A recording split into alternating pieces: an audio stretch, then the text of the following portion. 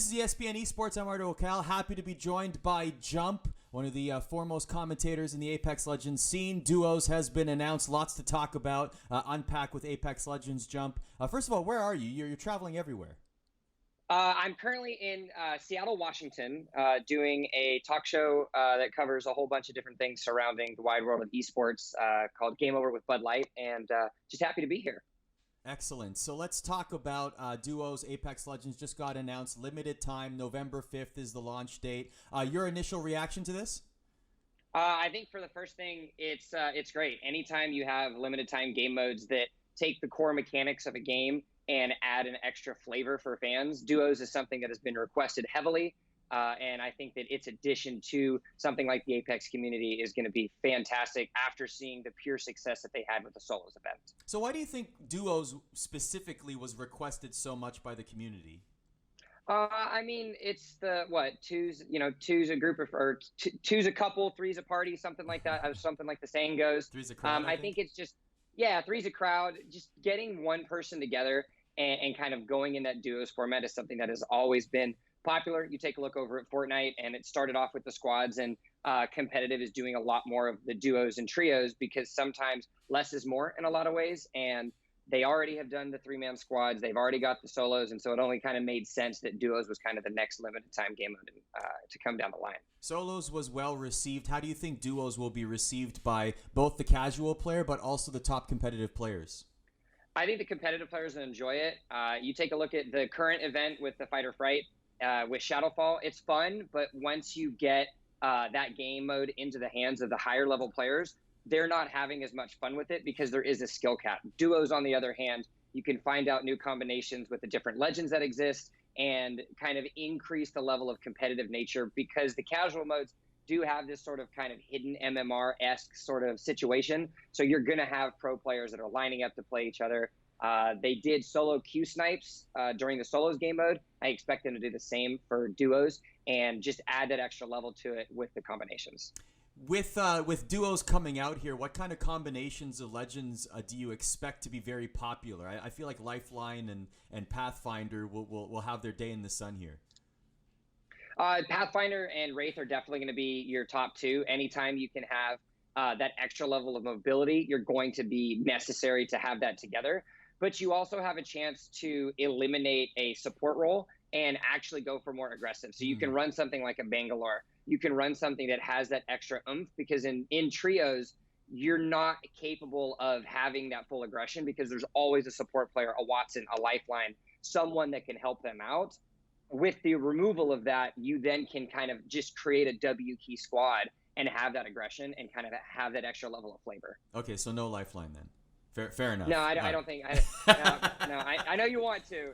The new. I am a fan of Lifeline. She has out yes, are great. I am a fan. So maybe all right. Well, then I guess I'll stick to trios as it pertains to Lifeline. How will this translate to competitive play? And I know this is a limited time event, but do you think that there's a possibility here? Even I'll throw solos into this question as well. Do you think there's the possibility that we will see these modes played competitively in the future? I think that realistically, there's an opportunity for something small, maybe a minor prize pool or just kind of like a fun show match with solos or duos.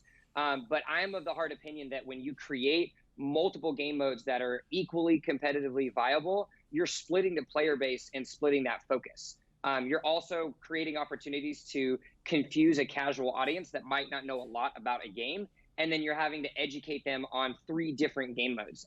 It's kind of a hot take on my end, but I don't think it should be anything of competitive. I think that the main game mode trios that Apex Legends has kind of set forward needs to be the only game mode at competitive events on the main stage. There isn't a situation where having those extra game modes would hinder it. Of course, you get different looks, you get different combinations, and get to have that fun. But if you're wanting pure competitive, you need to keep it simple for an audience that is ever growing in something like Apex Legends. So you wouldn't adopt the Fortnite model where each champion series iteration is a different, where solos one time, duos another time. You would keep it at trios the entire way. I think I would. You think about viewership retention. You think about every new Fortnite Championship Series, you're having to spend the first couple broadcasts introducing that new game mode, that new style of how many person squad it's going to be to that audience, and then they're having to learn what that is. You're having pro players in Fortnite. Not always the same team is playing together. You're having different combinations. So, FaZe will play with Ghost Gaming or something like that. And that gets something that's great. Well, then maybe those two players don't play with each other in duos, but they play with each other in squads. So you're having to reintroduce all of these new concepts to the audience.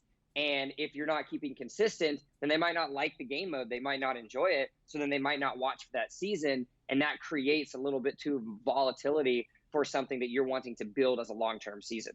Jump, it seems like you were there in Krakow at the preseason invitational. That seems like a lifetime ago, the pace of esports. And we're still wondering what a regular season, if that's what it's going to be called, is going to look like in Apex Legends. What do you think is going to happen from here in terms of competitive Apex? I hope a lot.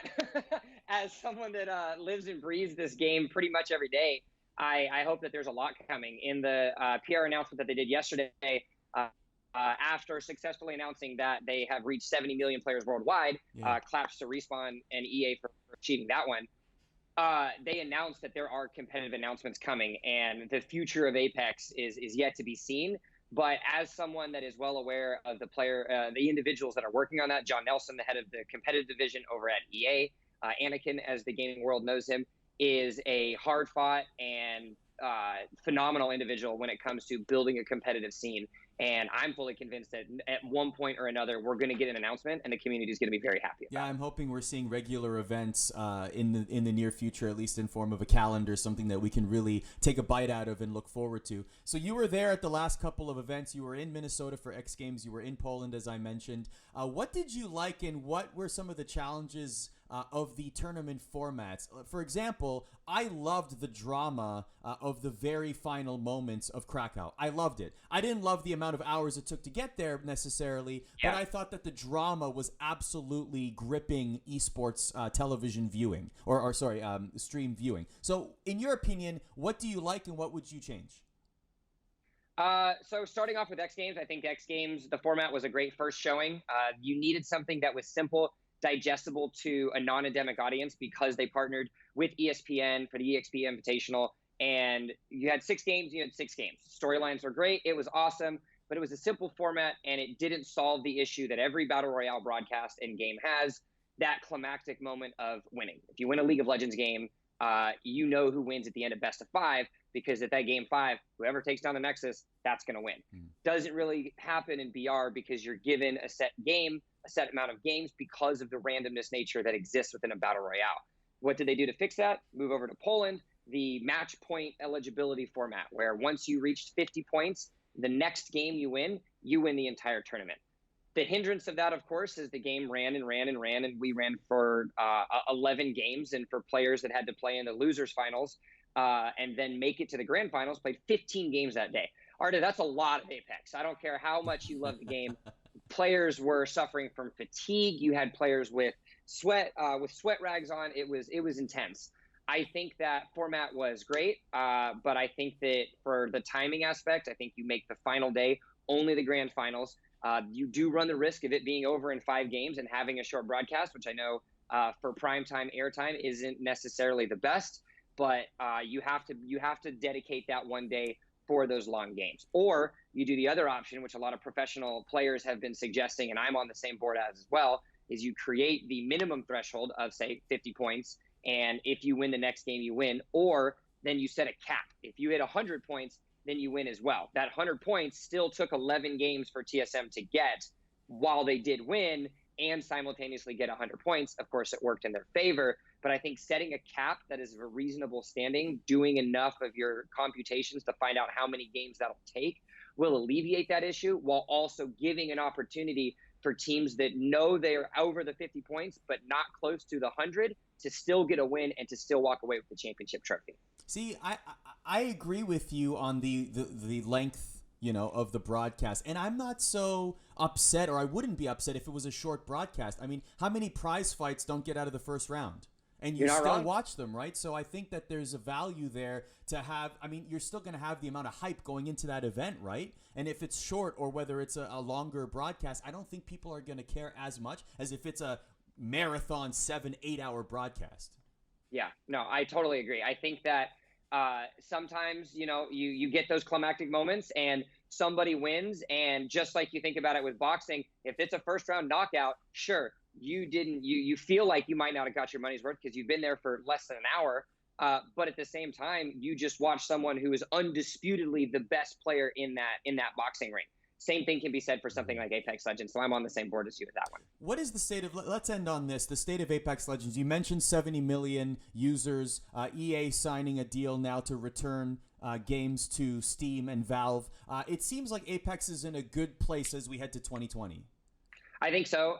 They announced that it is one of their core games. It's one of the core franchises that they're going to be pushing forward. I think the issues that the community has had worldwide, regardless of game title, with EA's Origin client, I think will be alleviated a little bit now that it's coming to Steam and getting the opportunities of that. You take a look at games from the Ubisoft genre; they aren't on Steam anymore, but when they were, they saw a significant rise in user downloads. I think that will be the same thing to be said for something like Apex. They've also announced that it's coming to mobile, and so you're going to get the mobile player base involved. I think that EA has finally, I don't want to say finally, because I think they knew after the first week when it hit 10 million player, or when it hit a million players after 7 days. You're looking at a game that has a long future, and you need to make sure that you can support it in any way possible. Competitively, there's lots of things to support, but competitively isn't the only thing that's making the money for EA. It's that casual fan base, and any way that they can grow it and keep them coming back, that's a good play for EA and Respawn. Between mobile and Steam, I feel like 100 million is attainable. I think so. I think 100 million is definitely obtainable. You take a look at games that have gone onto Switch. When Fortnite went to Switch, when Fortnite went to mobile, the player base skyrocketed. I think the same thing can be said for Apex Legends, assuming that the mobile controls can translate accordingly. I don't doubt that Respawn is putting all of the effort to make sure that port can happen over to mobile effectively. And with the content that they're constantly creating in the limited time modes, the diving into the lore, where you had the Shadow Walker event with Wraith, you had of course the crypto event, and then the new map World's Edge. If you keep that content and you keep that level of engagement, the more platforms you have it, the players are going to come. It's a no-brainer. Jump joining us here on ESPN Esports. Thanks a lot for your time. No problem. Have a good rest of your day.